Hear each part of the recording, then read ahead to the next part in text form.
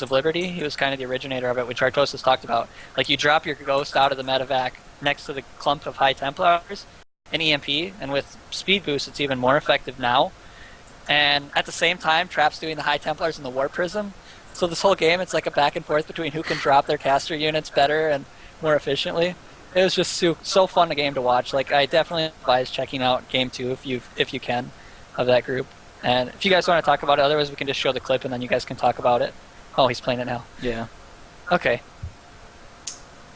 But yeah, I guess since we missed it, like, Trap sent the Templar in, like, with his army. Like, while he attacked, he sent the Warp Prism at the exact same time, so that the Vikings were obviously going to be focusing the Colossi, and then drops the High Templar out directly in front of Keen's army and just storms the whole bulk of it.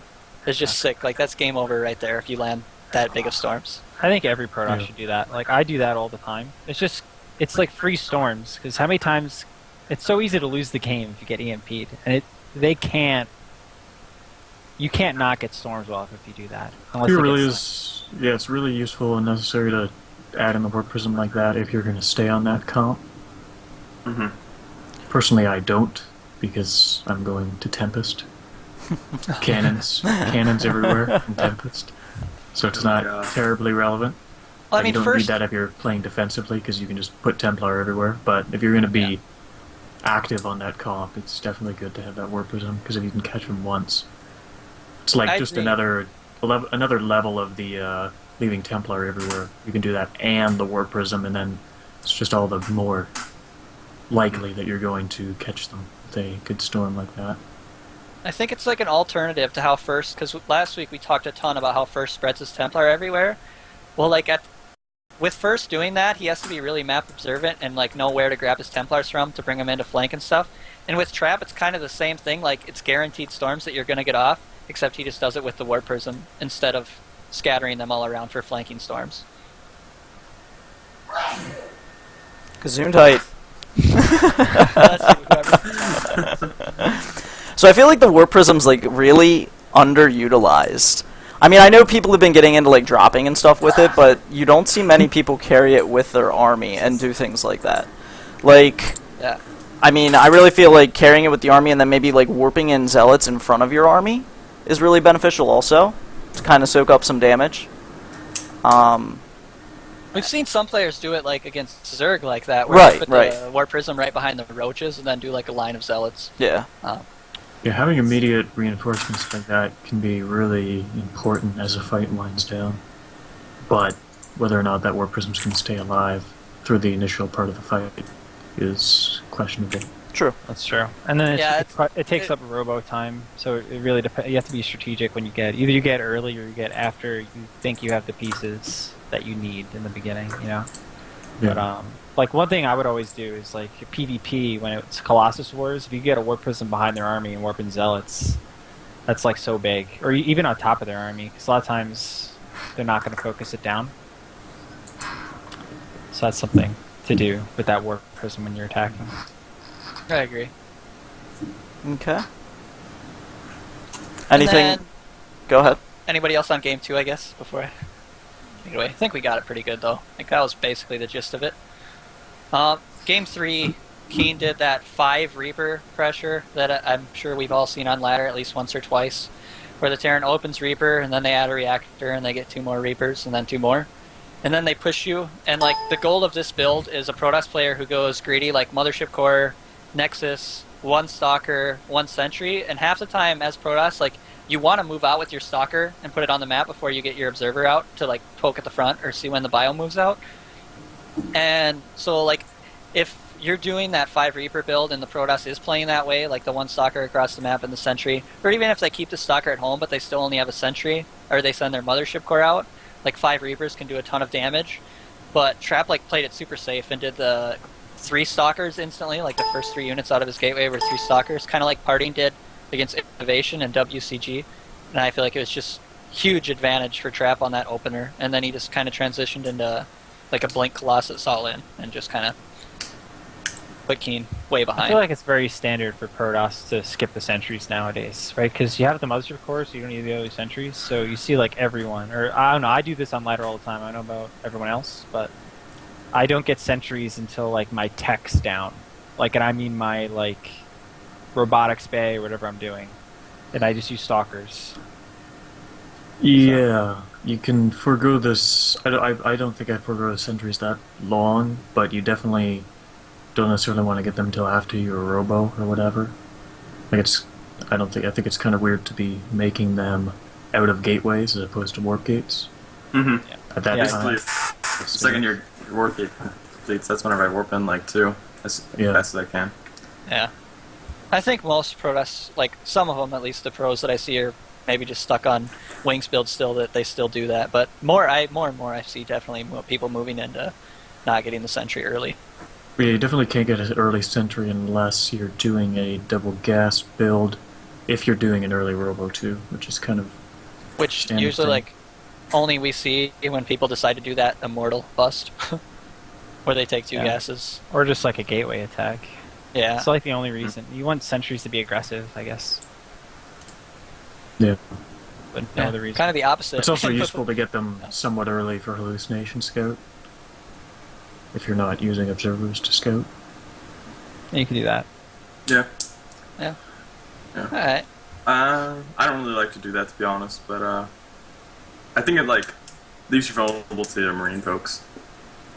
Yeah, right. Oh, that's why you want at least 3 stalkers before you're doing any of that. Yeah, I guess. You disagree, Bones? Or what you mean spending hallucination leaves you vulnerable? Mm-hmm. I don't think so if you have mothership core energy. I don't think that's necessarily the case. Yeah. Depends on the map, I think. But too. Yeah, like I think if Terrence do like Pulse Poke that he did in WCS America with like a handful of Marauders and like 10 Marines, that the mothership core's overcharge isn't enough if you don't have those sentries though. Yeah, Like well, his- sentries 'cause he does- also, Well, they'd Like have the energy Reaper. at that point. like against Widow Mines or Hellions, like you don't really want... Well, like a sentry could be useful against the Hellions, Yeah, but I always have one at the top of my ramp. eventually you're going to need to kill the Hellions, right? Unless you're just not going to have any probes at your natural. Yeah, we can theory craft Yeah. more in our strategy portion. Is there anything else for Alright. Group B that you wanted to talk about? Oh yeah, like the other trap games. Okay. So, that was just Keen. My mistake. So, that's okay. So then, then Trap faced Reality in the winners match after Reality beat Symbol, which also none of us really predicted since Symbol's so constant. But so like Trap in game 1, he opened like 12 gate Zealot before his Mothership Core or before his Cyber Core, and then another Zealot, and then like a Stalker, like a pressure that I think is pretty good against like 1 racks gasless, because your first Zealot gets there before the bunker finishes, and you can like target down the SCV building the command center, you can target down the SCV building the bunker, and I think that's kind of what his goal was with it. And it can also kind of punish a CC first, but despite the fact Reality did go CC first, it didn't really do much at all. I think he maybe killed 1 SCV. And so then Trap felt way behind because he delayed his Nexus so much to do this push. And so he skips Warp Gate until after his Robo Bay. Like, he's got the Robo Bay on the way, and he gets Warp Gate research at this point. And he took a super fast third base also. Like, this is on Derelict. And he took the third at like the 8-minute mark, and he still hadn't even started Warp Gate yet when he's like taking his third and getting the Robo Bay. And I guess he was trying to do like some 3-base Blink Colossi timing, but Reality went into 5 barracks and just walked across the map and killed him. It was a pretty silly game and very one-sided. That's a mistake. He didn't mean Yeah. to not get Warp Gate. It had Yeah. to be. I'll tell you that right now. It had to have been, yeah. Yeah, no, I'm not. I advise nobody use the build. Even Tasteless, who people make fun of for not playing StarCraft, specifically said in the cast, nobody use this build. But don't try this at home, kids. Yeah. Anybody have any thoughts on that silly game? No. Or specifically, anybody have thoughts on the 12 gate, the Zealot before your Cybercore, the pressure? Have any of you used it at all? I've used it a couple times, and I mean, yeah, it works okay if they play like gasless builds. I think you do that, you get 1 Zealot. So you can get earlier Nexus or something. That's what I do, actually. Most of my PVTs. But I play it very macro. I don't know. It's really nice if they're doing something proxy, too, because lots of times they'll scout it. Alright. Game 2 was Whirlwind, which is actually like another really sick game. It was like Reality did gas first into Factory, and he did like the Hellion run by up the ramp, and then he goes into like 3cc and siege tanks, and like Trap defended the Hellions so good. Like he only lost 2 probes, but Reality saved the Hellions too, which at the same time was equally as cool. Like neither Hellion died, and they both had like 1 hit until they were dead. And then Reality does like a siege tank marine fake pressure up into the natural while he drops Widow Mines and Hellions into the main, and it actually does kill like 10 workers.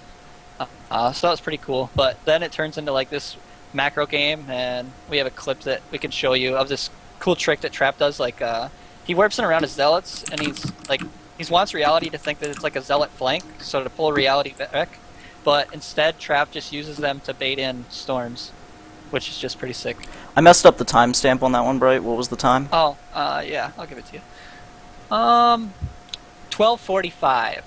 Okay, let me get that real quick. That's fine. It's like, what do you guys think about like, just like sacrificing units to bait like into storms? Do you do it often, or do you just not necessarily think about it while you're in a game, or? Because I mean, like, every time I think about Terrans, like, anytime you're warping in behind them, it seems like they always do kind of go for it. They're like, oh, hey, free units. And then he's like, bam, bam, 2 giant storms. It was just pretty sick. So this is a little before, but... Yeah, that's fine. Yeah, okay, so he's showing the VOD, and, like, first he gets off some good storms, like, here, to deny him to kill his 3rd. Those are really good storms. Yeah. Yeah. Well, like, as you can see, the supplies are, like, still really close until this. Like, he brings these zealots out, and he shows them, and then, boom, from the Warp Prism, 2 cool storm. He gets 1 more here in a second. That one was crap. But either way, they weren't very good, the but just- they were good there.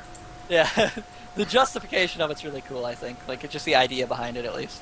I like the idea of being aggressive, like with the Warp Prism, even though your army's not necessarily right there. Yeah, he also knew the Vikings were, like, with the rest of the army, where he had just positioned himself. Does he upgrade speed? At this, would he have speed on that Warp Prism at this point in the game? He does think not. Because no. as you can Okay. see on the stream, it's showing the Oh yeah, it shows the upgrades. So Yeah. it doesn't. Oh, okay. Yeah. I guess the Warp Prism is as fast as a Viking at base speed, Yeah, so it's not it's like the same speed. I definitely think it's probably a good idea to get it, especially now. Like, you're in 4 bases and you're doing this stuff. Like, I think Party got Warp Prism speed. I know First was getting Warp Prism speed. Yeah, Party So- did against Innovation and speed, at least. So, yeah. Alright. Okay. Anybody have any other thoughts on, like, Game 2? Aside from, I mean, I just thought it was a really cool game, back and forth. Standard macro. Protoss, you know? Storm. It's good. Yeah. Storm's very good. Alright, then Game 3 was Polar Night, and Trap continues doing, like, everything he has been doing, which is 1 gate into Forge. Like, he doesn't always necessarily go Robo, he might go Twilight off of 1 gate and Forge, but he always goes, like, 1 gate Forge before any additional gates. And he gets a 7-minute, 30-second Templar Archives and a Robo for, like, a quick Storm drop. And it was just kind of a sick game. And despite the fact that I think Reality killed his main Nexus, at the same time Reality dropped, did a Storm drop and killed like 21 SCVs or something like that. That play seems very greedy, right? Like, anytime you're going Yeah. really early Templar tech, you're leaving yourself so open to, like, all the early attacks from Terran. I mean, Templars just aren't good as getting the early Colossus. You get the Colossus so much sooner. It's scary. yeah, clusters are far more stable. Yeah. I mean, you could do the thing where you get the 1 Colossus, skip range, and then go into Templar and get a little later, and that's totally fine. But I think if you go straight Templar, it's, like, risky. Yeah, I think you have to have an idea of how your opponent plays to go for that, something like that. I guess you could metagame a little bit, but... But I mean, that is a super quick Templar Archives, like 7:30. Like, the medevac that's bio pretty push back to isn't normal. going to hit until the 10-minute mark. Yeah, So, you'll have Storm, but... Yeah, you'll have Storm. Storm's not the best early game because you're limited on gas on 2 bases, so you're gonna have Templars